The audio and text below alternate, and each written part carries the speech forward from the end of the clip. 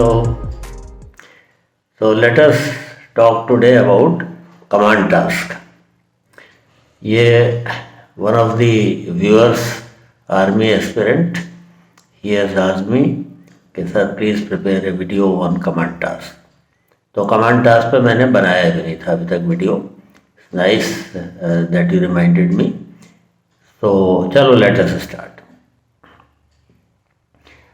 अब command task में हम दो पार्ट में इसको डिस्कस करेंगे. एक तो कमांड टास्क शुरू होने से पहले और एक कमांड टास्क शुरू होने के बाद. तो कमांड टास्क शुरू होने से पहले मैंने एक और वीडियो डाली हुई है जिसमें I have told that you make good friends with your team. PPNDT is over. You are screened in. You have been allotted the room in the candidates mess. Your group members, team members for GTO task, their list is out. You know who are those 7 people along with you. In addition to you, 7 more people, total around 8 people will be there. Once in a while it may be 7 or it may be 9 or 10 also, but generally 8 people are there in the group. So you know everyone now. Get on to the job of making very good relations with them. This is on the first day, of the day of your arrival itself.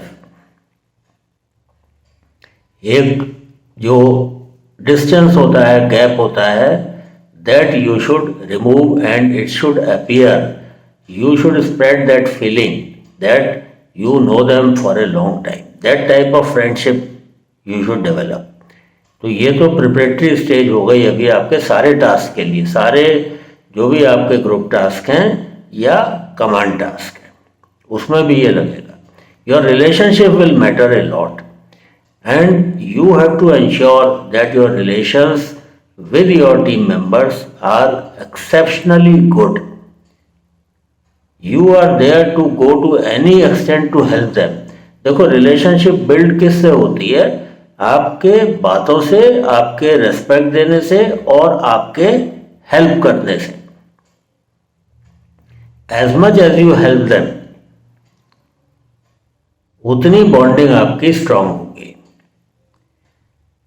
और जितनी respectfully और उनको importance दोगे आप उतनी आपकी bonding strong होगी. और ये दिल से करो. ये कोई दिखावे के लिए मैं नहीं बोल रहा हूँ कि नहीं आपको इससे कुछ पैसा वसूलना है या इससे कोई फ़ायदा उठाना है इसलिए ऐसा करो.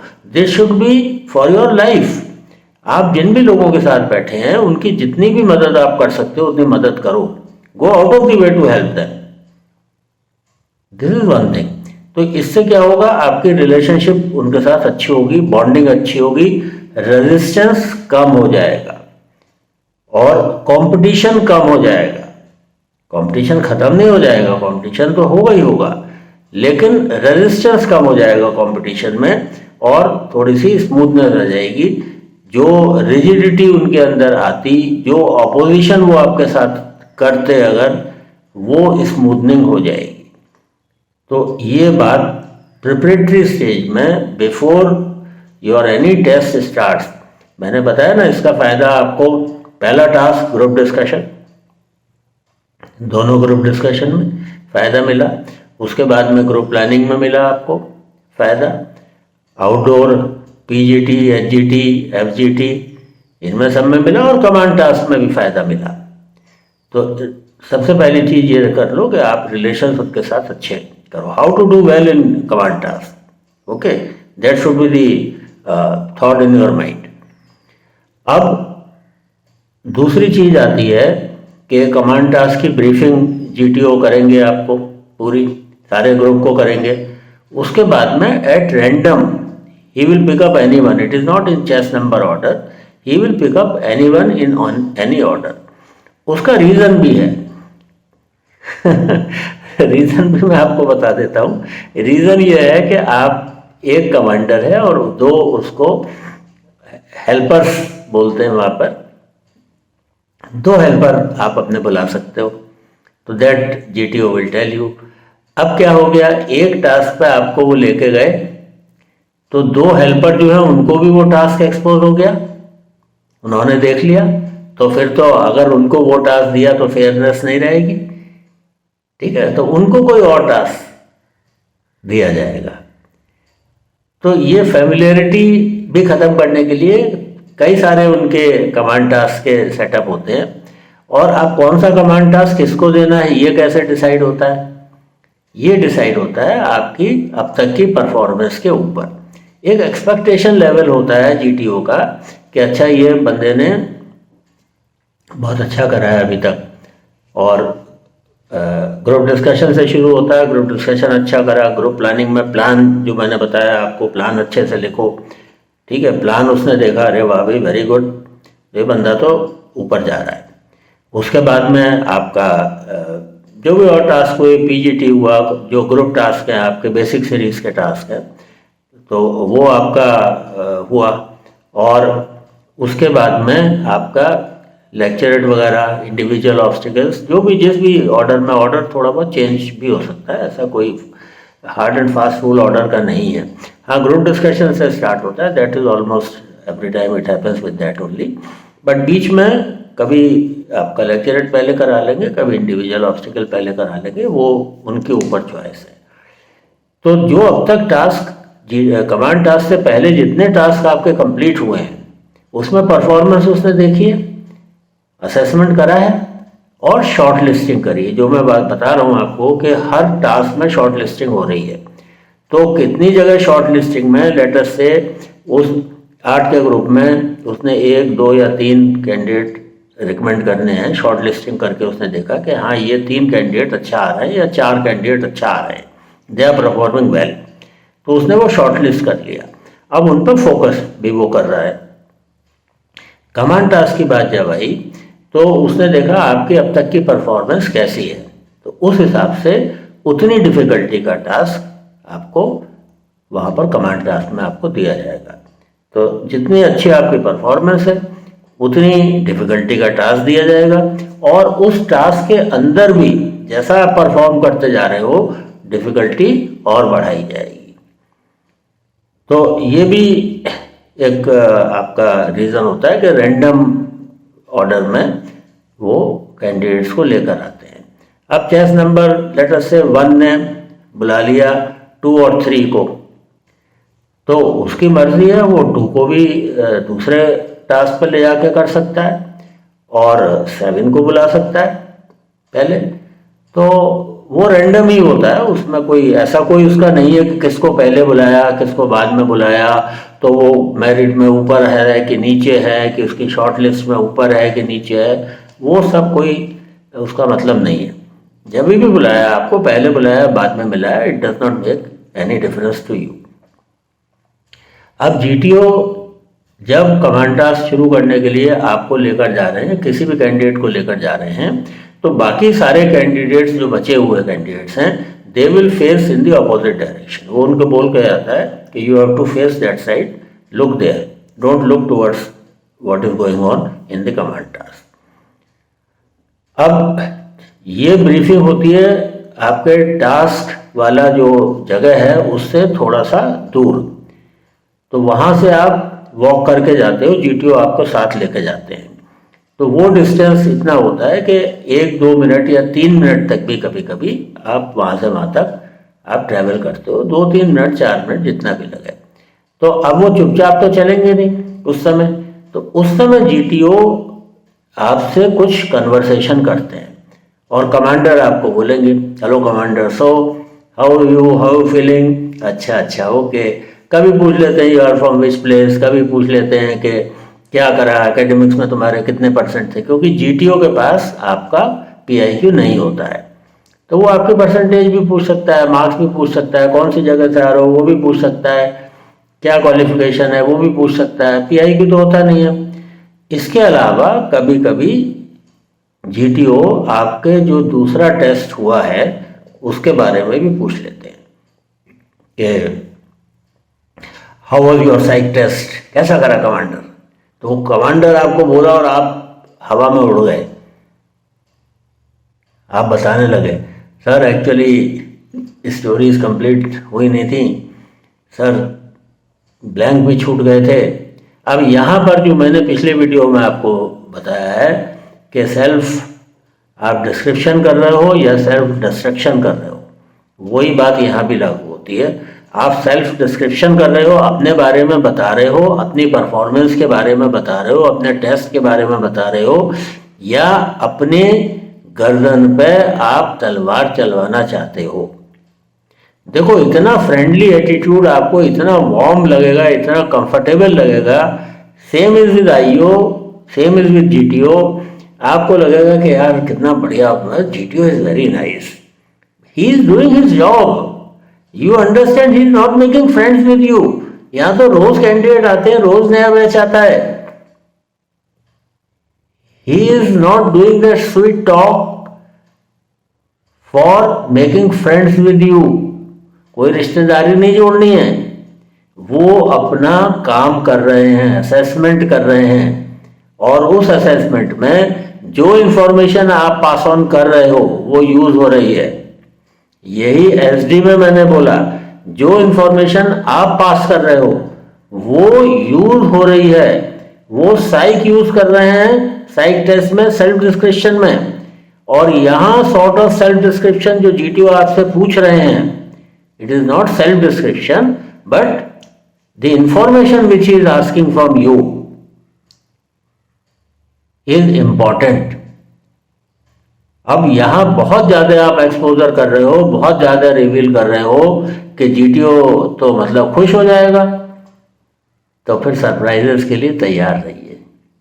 यहां उतनी बात बताओ, और ये मान के चलो he is an assessor, he is not your friend जिसके साथ आप अरे हाँ मैं बताता हूँ यार, ये सब नहीं करना है। उतनी इन्फॉर्मेशन दो। अगर वो पूछता how was your psych test, तो very nice, psych test was very good. अगर तुम्हारा थोड़ा बहुत कम भी हुआ है, झूठ बोलने को मैं नहीं कह रहा हूं, लेकिन उसको हाईलाइट करने की क्या रिक्वायरमेंट है कि सर साइक टेस्ट तो डूब गया सर, मैं तो आप अपने फ्रेंड्स को बोलो डूब गया तो, या अच्छा हो गया तो, जो भी कुछ है यहां पर तो आप बोलो very good sir, it's nice, that's all. Have confidence, have faith in yourself. आप करके आए हो तो अच्छा ही करके आए हो। उसके बाद में ही मैं आस्क यू, अच्छा कितनी एसआरटी करें, तो मैं तो पहले ही बोल रहा हूं कि 50 से कम मत करो। अब आपने 50 कर ली, बहुत अच्छी बात है, 60 कर ली, बहुत अच्छी बात है, और थोड़ी कम भी हुई है अगर, वहाँ झूठ बोलने की कोई रिक्वायरमेंट नहीं है। आप बोल दो कि सर मैंने 45 करी है, 40 करी है, 50 करी है अप्रॉक्सीमेटली, आप बता दो जितनी करी है। अब WATs में did you leave any blank? No sir, why should you leave any blank? Stories पूरी करी, हाँ सर, थॉट्स आए, अच्छे आए, थीम आई, समझ में आया, हाँ yes sir, very good sir, I have prepared well and my psych test has gone very nice. तो 19-20 अगर आपका बहुत 1% मैं कह रहा हूँ, हाल तो क्यों नहीं अच्छा होगा, मेहनत करके जाओगे अच्छा होगा। अगर आप सेटिस्फाइड नहीं भी हो, how do you know how the psych will assess you? तो आप डिमोरलाइज होके और नेगेटिविटी क्यों स्प्रेड कर रहे हो? साइक को बता दो सर, उसको जीटीओ को बता रहे हो कि सर साइक तो सर नहीं मेरा, sir I am not happy with my psych, what are you going to gain with this? You may harm yourself. इसलिए सोच समझ के बोलो, इतनी बात है, बाकी सच बोलो। अब आपसे पूछ रहा कौन सी जगह से आए, इसमें तो कोई बड़ी बात नहीं है। इंटरव्यू के लिए पूछेगा, अगर इंटरव्यू आपका पहले हो गया है, हाउ वाज योर इंटरव्यू, कितने मिनट चला, क्या पूछा, क्या है, बता दो जो पूछा। तो ना तो मतलब आप बढ़ा चढ़ा के बताओ, और ना उसको आप कम करके बताओ। तो और झूठ बोलो मत, ये मैं बार बार कह रहा हूँ आपसे, डोंट टेल लाइज। लेकिन ट्रुथ भी कितना रिवील करना है, थोड़ा सोच समझ के करो। अब बात आई, now let us come to the task, command task. देखो कमांड टास्क दो तरीके के होते हैं। एक तो होता है लीनियर, जैसा आपका पीजीटी, एफजीटी, आपका एचजीटी, जो भी आपके हुए हैं वो लीनियर हैं। तो एक तो उसी तरीके का लीनियर होगा, number of obstacles will be less than your PGT. एक होगा, कभी दो भी होते हैं, तो वो that's not a big issue, एक हो, दो हो, तीन हो, जो भी हो, वो आपको करना है। तो लीनियर टाइप हो गए, एक स्टार्ट लाइन होगी, एक फिनिश लाइन होगी, उसके बीच में आपको जो भी ऑब्स्टिकल है वो क्रॉस करना है। और दूसरे होते हैं सर्कुलर टाइप।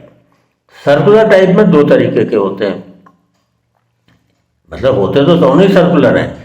एक में बाहर से सर्कल के बाहर से सर्कल के अंदर जाना होता है, और दूसरे में आपको सर्कल के अंदर खड़ा करा जाता है और उससे आपको बाहर आना होता है। तो ज़्यादा डिटेल्स में इसमें जाने की मुझे कोई बताने की ज़रूरत नहीं है, तो पता है ज़्यादातर लोगों को। फिर भी फ्रेशर्स हैं उनके लिए I have told this thing कि दो तरीके के कमांड टास्क होते हैं। अब रूल वही लगते हैं जो मैं पिछली वीडियो आपको बना चुका हूँ, वो देख लेना, जीटीओ वाली बाकी वीडियोस देख लेना। तो रूल क्या लगता है, आगे जाने का क्या तरीका है? दो ही तरीके हैं, सिंपल ब्रिज और कैंटिलीवर, बता चुका मैं उसमें। सिंपल ब्रिज के लिए दोनों एंड पे सपोर्ट चाहिए, दोनों एंड पे, प्लैंक के या बल्ली के दोनों एंड पे सपोर्ट चाहिए। उस सपोर्ट के ऊपर आप टिकाओगे और वो सिंपल ब्रिज बन जाएगा। कैंटिलीवर के लिए one and is free and the other and is fixed. एक एंड पे सपोर्ट नहीं होती है, वो फ्री हवा में होता है, और दूसरे एंड पे सपोर्ट भी होती है और स्टॉपर भी होता है, उसके बीच में वो फंसा हुआ होता है ताकि वेट पड़ने पे गिरे नहीं। तो only one and is fixed, और आपके सिंपल ब्रिज में दोनों एंड में सपोर्ट है केवल। तो ये तो वो वीडियो देख लेना, समझ लेना आप अच्छे से कि सिंपल ब्रिज और कैंटिलीवर में क्या अंतर है और कैसे बनाते हैं। तो यहाँ पर भी वही लगेगा, आगे जाने का तरीका ही वही है, रूल्स वही हैं, आपके कलर रूल भी वही है। वाइट कलर आपका पे आप हेल्पिंग मटेरियल और आप दोनों टच कर सकते हो, ब्लू को आप टच कर सकते हो, हेल्पिंग मटेरियल टच नहीं कर सकता, रेड को ना आप कर सकते हो ना हेल्पिंग मटेरियल कर सकता है। तो रूल्स सारे सेम ही हैं। 2 फीट या 4 फीट कितना आप जंप कर सकते हो, क्रॉस कर सकते हो, वो वहाँ पर बताएंगे। कहीं पर 2 फीट होता है, कहीं पर आजकल 4 फीट बोलते हैं।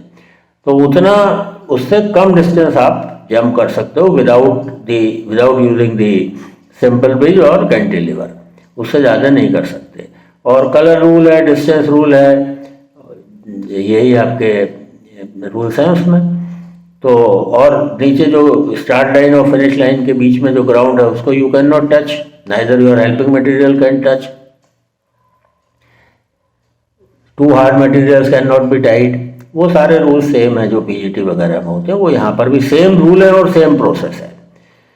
अब अंतर क्या है? एक तो आपको ब्रीफिंग करनी पड़ेगी टास्क के बारे में, जैसे जीटीओ ने आपको ब्रीफिंग करी है। Now you are the commander, आपको अपने 2 हेल्पर, मैं हेल्पर वर्ड यूज नहीं करूंगा बिकॉज दैट इज मिसलीडिंग, वहां पर हेल्पर बोलते हैं आपको, मैं कहता हूं दे आर योर एसोसिएट्स, वो आपके साथी हैं, वो आपके दोस्त हैं, ठीक है। They are not your subordinates, they are equal to you. Only thing is they are not permitted to give any suggestion, solution. They are not permitted to speak anything to you. वो decision आप ही ने लेना है because this is a confirmatory series task.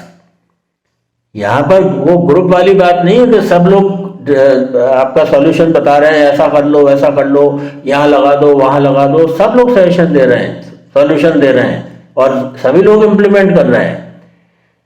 यहां पर सिर्फ आप solution दोगे, others are not allowed to speak anything और गिव एनी सजेशन और सॉल्यूशन। तो आप कमांडर इसीलिए हो, लेकिन वो आपके साथी हैं, वो सबऑर्डिनेट या सर्वेंट नहीं है। यहां पर कई कैंडिडेट मुझसे सवाल पूछते हैं कि सर हम खुद काम करें कि नहीं करें या उन्हीं से कराएं। अब मुझे एक बात बता दो, आप क्रिकेट के कैप्टन हो, फुटबॉल के कैप्टन हो, तो आप किक मारोगे या नहीं मारोगे? आप बैटिंग करोगे कि नहीं करोगे? You are the captain but you are one among the equal, you are a player, you are a participant, you are a player. तो कितना काम आपको करना है और कितना उनसे कराना है, ये डिपेंड करता है सिचुएशन पे, टास्क पे। अब कहीं पर लंबे आदमी का काम है और आपकी टीम में एक लंबा आदमी है तो आप उसको आगे भेजोगे, और कहीं पर आपको लग रहा है कि मैं ज़्यादा अच्छे से कर पाऊंगा इसको, ये शायद नहीं कर पाएंगे, आप लीड लोगे। तो कौन आगे जाएगा कौन पीछे जाएगा, ये कमांडर आप हो। And there are 3 people including you, 1 you and 2 of your associates। आपने प्लान करना है किसको पहले भेजूं किसको बाद में भेजूं, दैट इज योर डिसीजन। तो ऐसा रूल नहीं है कि आप कमांडर हो तो आप खड़े हो गए, ओए you do this, that is not done. Okay, तो जब पहली बात, अब लेट अस थोड़ा सा पहले से हम बात कर लें। उसने आपको ब्रीफिंग करा कि कमांडर ये टास्क है, यहाँ से यहाँ जाना है, यहाँ से ये करना है, और ये रूल्स हैं इसके, सब उसने बताया। वो रूल्स सेम ही रूल्स हैं, but he will repeat it there, या कह देगा कि जो मैंने आपको पीजीटी में रूल्स बताए हैं, same rules are applicable here. अब आपने 2 एसोसिएट बुलाए, 2 हेल्पर बुलाए, किसको बुलाओगे? अब यहाँ पर कई कैंडिडेट करते हैं कि यार वो तो रिकमेंड हो जाएगा, मैं बुलाऊंगा उसको, तो उसको नहीं बुलाता हूँ, इसको बुला लेता हूँ। ये गलती मत करना। जो आपको एफिशिएंट लगे उसमें, और एफिशिएंट कौन होगा? जो रिकमेंडेबल होगा। आप भी तो असेस कर रहे हो ना, आप देख लो उसकी परफॉर्मेंस कैसी है। तो एक क्राइटेरिया तो ये है कि जो बंदा एफिशिएंट है उसको आप बुलाओ, इनएफिशिएंट को मत बुलाओ, उसको बात समझ आएगी नहीं आपकी। ठीक है, दिस इज रूल नंबर 1, जिसमें जो रिकमेंडेबल कैंडिडेट है नेचुरली वो एफिशिएंट होगा। जो आपका असेसमेंट है कि ये तो अच्छा कर रहा है, ये उसको आप बुलाओ। और दूसरा जो क्राइटेरिया यहाँ पर है, मैंने आपको बताया कि आप बॉन्डिंग बहुत अच्छी करो।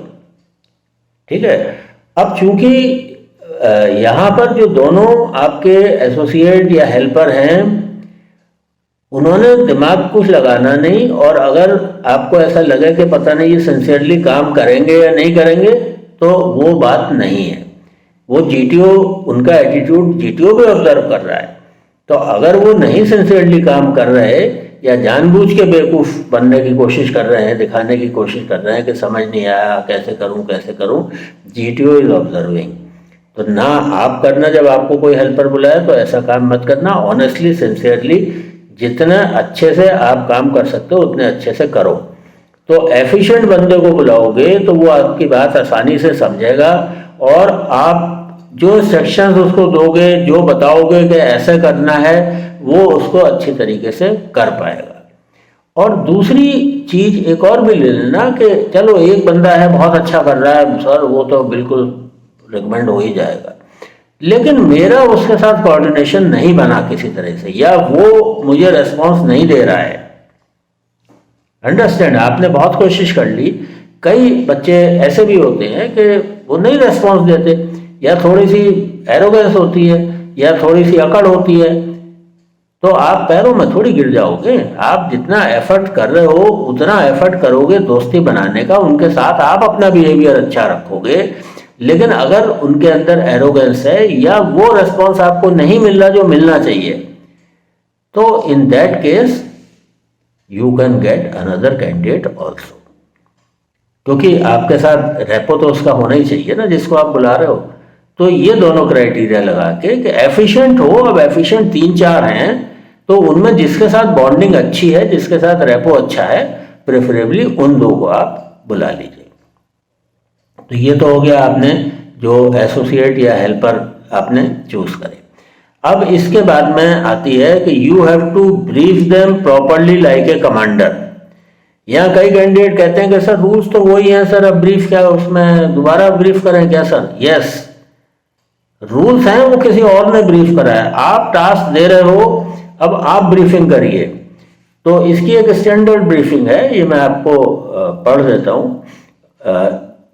ये सारे लीनियर टास्क में और सर्कुलर टास्क दोनों में ये ब्रीफिंग चलेगी आपकी।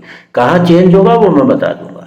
तो आप इसको ब्रीफिंग को याद कर लेना, लिख लेना, याद कर लेना, और ये ब्रीफिंग आप वहाँ पर दोगे बड़े इम्प्रेसिव तरीके से, जैसे आप लेक्चरेट में बोलते हो उस तरीके से बोल के आप ये ब्रीफिंग दोगे। तो ब्रीफिंग है, friends I have been assigned a task where I would need your help. Let me brief you about the rules before I proceed to explain the task to you. तो rules बताने हैं।